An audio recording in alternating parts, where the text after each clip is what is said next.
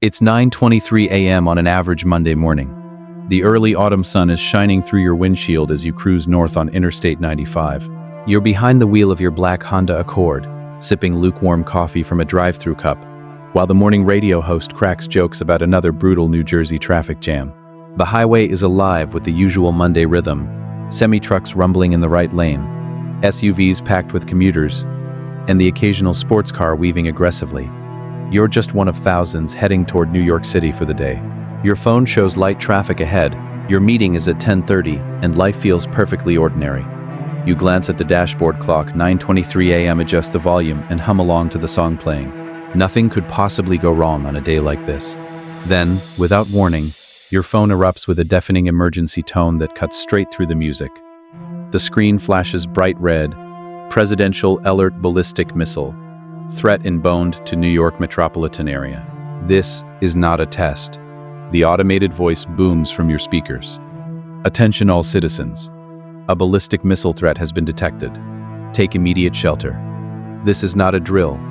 The same message repeats in Spanish, then again in English, even louder. Radio stations across the dial instantly switch to the emergency alert system. Brake lights flash wildly across all lanes. Drivers around you start looking down at their phones, some swerving slightly.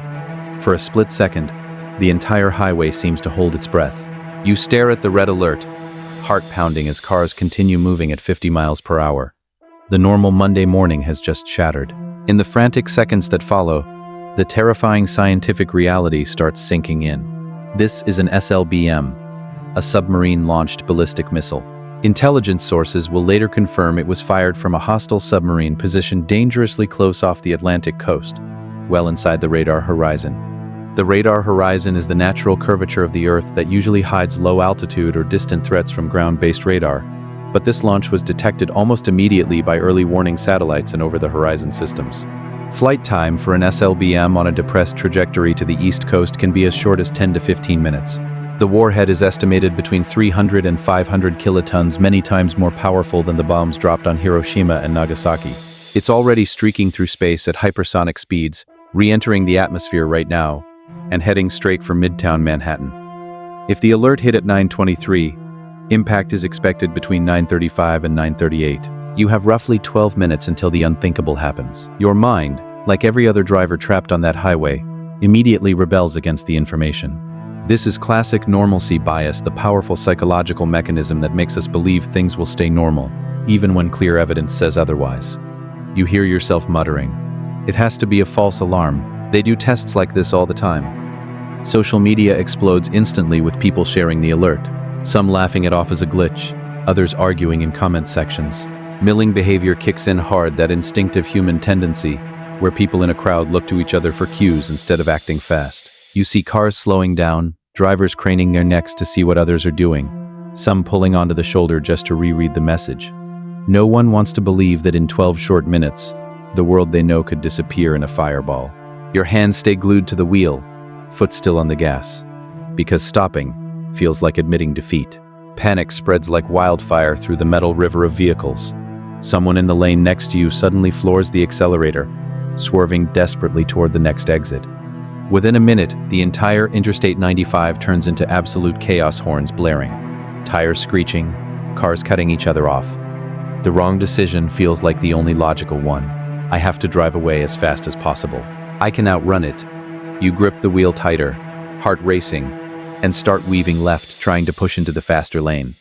Fender benders erupt everywhere. A pickup truck clips a sedan. People abandon their cars in the middle of the road and start running between lanes on foot. Exits are completely jammed. Overpasses are gridlocked. The very highway that promised freedom and escape has become the perfect deadly trap. You're now stuck in a sea of thousands of vehicles with nowhere to go. Exactly the scenario emergency planners have warned about for decades. The car that felt safe just minutes ago is turning into a metal coffin on wheels. But there is a correct decision, and it goes completely against every survival instinct screaming in your head. You cannot outrun a missile traveling at over 15,000 miles per hour. The only real protection is immediate shelter, getting indoors or underground as quickly as possible. If you're on an open highway, that means abandoning the car right now and moving toward any solid structure that can provide mass between you and the blast. A thick concrete highway overpass the basement of a nearby building if you can reach it, or even a sturdy service plaza. The more earth and concrete above and around you, the better your chances. Glass windows, thin vehicle bodies, and open air offer almost zero protection. You make the hard call, slam on the brakes, yank the wheel onto the narrow shoulder, and kill the engine. Your legs shake as you step out into the deafening noise of honking horns and screaming people. You start running, not away down the highway, but toward the nearest solid overpass or the cluster of buildings visible just off the exit ramp half a mile back. Every second is life or death. You leave the keys in the ignition and the half-drunk coffee still sitting in the cup holder. At approximately 9:36 a.m., the sky to the southeast ignites with a flash brighter than 1,000 suns. The warhead has detonated in an airburst roughly 1,500 feet above Midtown Manhattan, optimized to maximize destruction. First comes the thermal radiation, a pulse of intense heat traveling at the speed of light.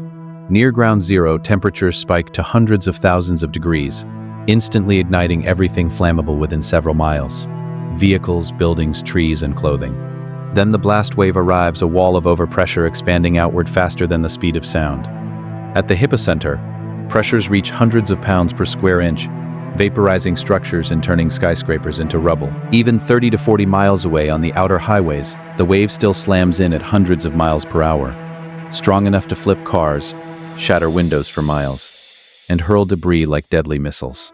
The iconic mushroom cloud rises rapidly, climbing tens of thousands of feet into the atmosphere, carrying radioactive debris that will soon begin to fall back to Earth. You're roughly 35 miles from the detonation when the blast wave finally reaches your location under the concrete overpass. The ground shakes violently. The thick structure above you groans and cracks but holds. A roaring wind tears through, ripping trees out of the ground and tossing abandoned vehicles on the highway like toys. The sound is a continuous, ear-splitting thunder that seems to last forever. Then an eerie silence falls, broken only by distant fires and the ringing in your ears. The electromagnetic pulse has already fried most electronics. No cell service, no GPS. Many cars won't start. The sky darkens under the massive mushroom cloud. Fires burn unchecked across the region. In the hours that follow, the real killer begins. Radioactive fallout. Particles laced with cesium-137, strontium-90, and other deadly isotopes start drifting on the wind. Depending on weather patterns, the lethal plume could reach your area within 30 to 60 minutes. You must stay sheltered for at least 48 to 72 hours. When you eventually emerge, remove outer clothing immediately and wash thoroughly. The once busy Interstate 95 is now a twisted graveyard of mangled cars and silent wreckage.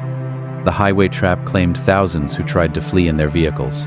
In the long days and weeks afterward, as survivors slowly piece together what remains, a deeper truth settles in.